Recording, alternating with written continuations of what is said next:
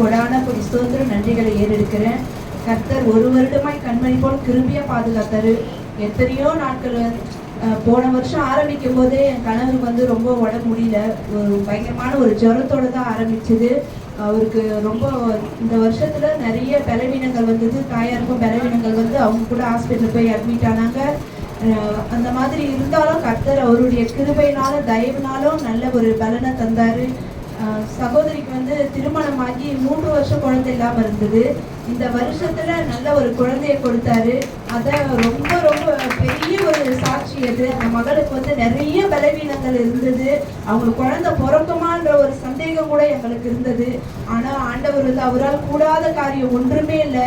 அந்த மகளுடைய எல்லா பலவீனத்தையும் மாற்றி தேவன் நல்ல ஒரு அற்புதமான ஒரு குழந்தைய தேவன் கொடுத்ததுக்காய் கொடான கொடி நன்றி.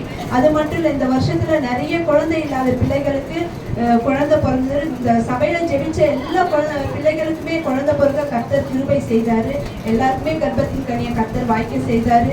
இன்னும் யாருக்காக ஜெபிக்கிறோமோ எல்லாருக்கும் ஆண்டவர் கண்டிப்பா செய்வாரு. நம்ம சோதித்தாலும் அவர் ஒரு நாளும் கைவிடாத தேவன். எத்தனையோ சோதனை எல்லாம் வந்தாலும் அதை எல்லாம் மாற்றி ஆண்டவர் கொண்டு வந்த கிருபைக்காக கொடான கொடி ஸ்தோத்திரம்.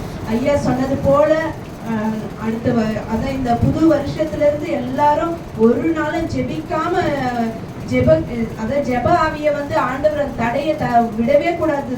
நிறைய இந்த வருஷத்துல ஜெபிக்க முடியாத தடைகள்லாம் அநேகமா வந்தது.